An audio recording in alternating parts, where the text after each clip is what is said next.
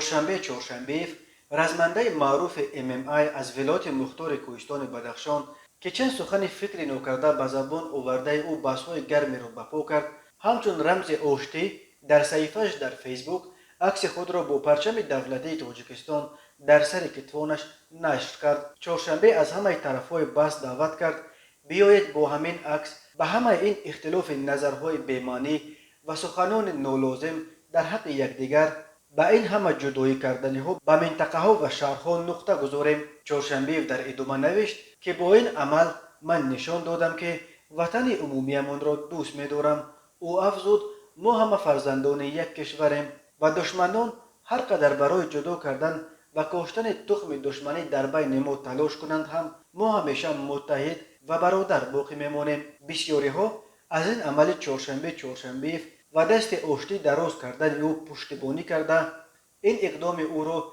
اقدام شرافتمندانه و علامت جوانمردی نامیدند. مظفر امامداد یکی از فعالان زاده بدخشان به چهارشنبه برای سخنهای عاقلانه‌ای که متحد ساختن تمام جامعه را به هدف دارد اظهار سپاس کرد. انا اکنون هموطن من از عقل سالم کار گرفت. امیدوارم اکنون تمام اختلاف نظرها و بحث‌ها در اطراف چهارشنبه به پایان میرسند و همه اهل تاجیکستان بدون استثنا از او پشتیبانی و در میدان‌های نبرد برایش مخلصی میکنند.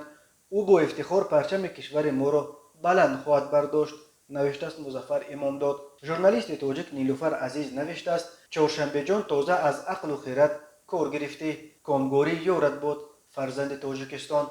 همینطور سفربک قربانبکوف به چهارشنبه برای این اقدام جوانمردانش احسان خوانده نوشته است آفرین برادر، زندگی بی خطاگی نمی شود. معلوم که خیلی پخته و آب و تاب یافته، بیشبه طرفدارانت دوچند خواهد شد. به پیش برای فتح قله‌های نو در ورزش.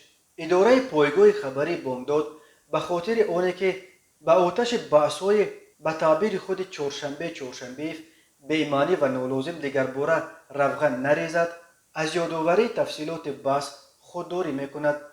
به گذشته صلوات.